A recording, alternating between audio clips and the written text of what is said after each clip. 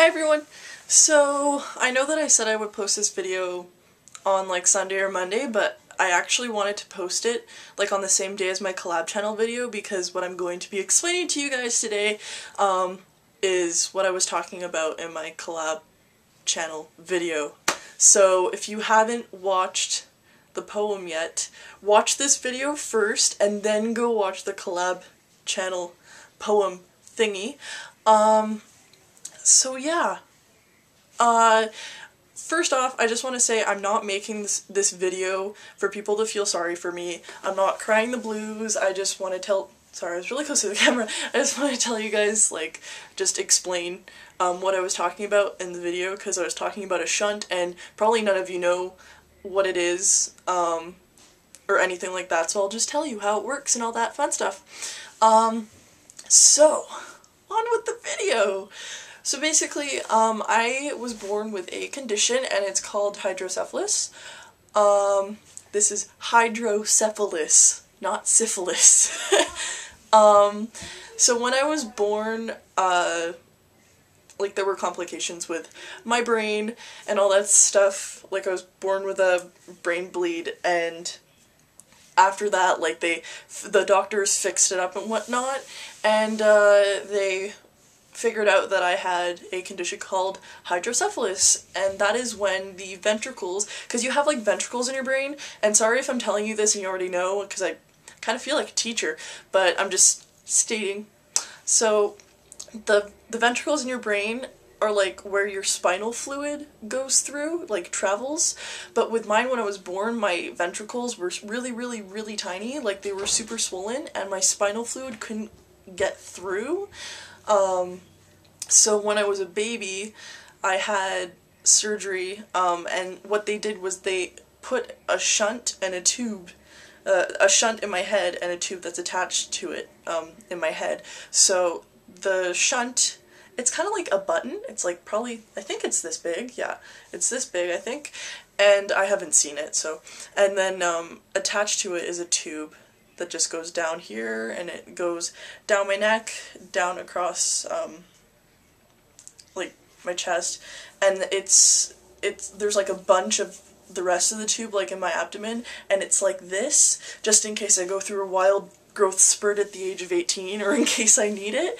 So, yeah, so instead of my brain fluid, my spinal fluid going through the ventricles in my brain, because that doesn't work, it goes into my shunt, and when it goes into my shunt, like the button, it goes down my tube, and it drains into my abdomen. So isn't that weird? I know that half of you are going like, ew, that is so gross, but still, I find it really cool.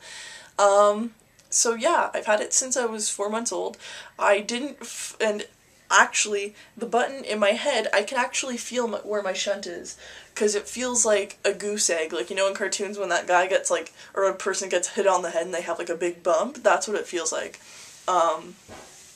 So I've had it since I was 4 months old.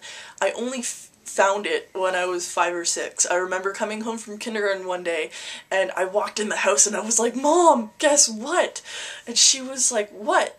And I said, "I have a button in my head, and when I press it, it goes in, and then, like, then it goes out on its own." And then my mom just looked at me, because she hadn't told me that I had hydrocephalus. She looked at me, she goes, "Don't press the button." And I just looked at her and I said, "What?" She says, "Don't press the button. If you press the button, it can stay in, and if the button stays in, that's not good, and, like, you'll have to have it changed, and it might break."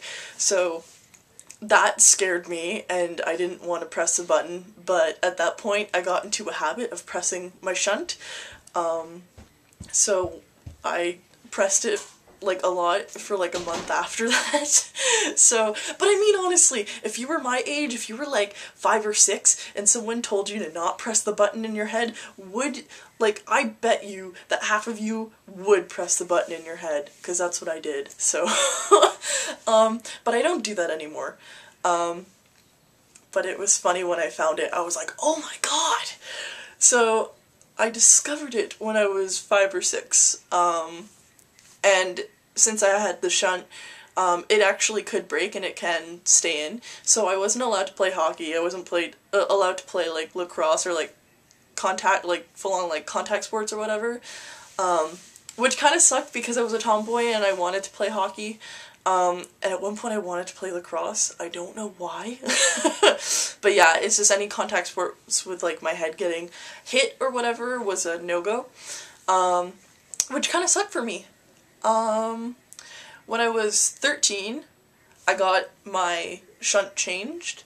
And this is like the part in the poem where I was saying like I've had the other shunt for 9 years longer. Like I had, actually yeah, it was longer than 9 years actually. When I was 13, the tube that is attached to my shunt, a lot of scar tissue buildup started to go around it, and it was making it hard for me to like move my neck and just like move in general. Like I was actually in the fetal position once and I didn't want to move because like it felt like there was an elastic band inside of me that like was pulling on its last thing. I thought it was felt like it was gonna snap, but my neurosurgeon said that if I got it changed that the tube would be new and the scar tissue buildup wouldn't be as bad. So I got that taken out, and I got a brand new one.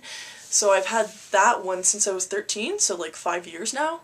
And yeah, that's the only reason why I got it changed. It was because it was broken. No, it wasn't because it was broken, sorry. Most of the time when people get their shunts changed, it's because they're broken, but I didn't get it changed because it was broken. I just got it changed because it was really bothering me. By the age of 10, I should have had my shunt changed about 6 times or something. But I've been really lucky and I've only had it changed once. By the age of 18, I think I should have it changed about 10, 11 times. So I've been really, really, really lucky with my hydrocephalus. So, you know, it's a daily thing. Life goes on. It's really no big deal.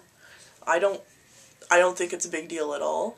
I just have to see a neurosurgeon like once every 4 years and wear a medical alert bracelet thing. So that's about it. I hope that explains more stuff to you guys. It's a better explanation.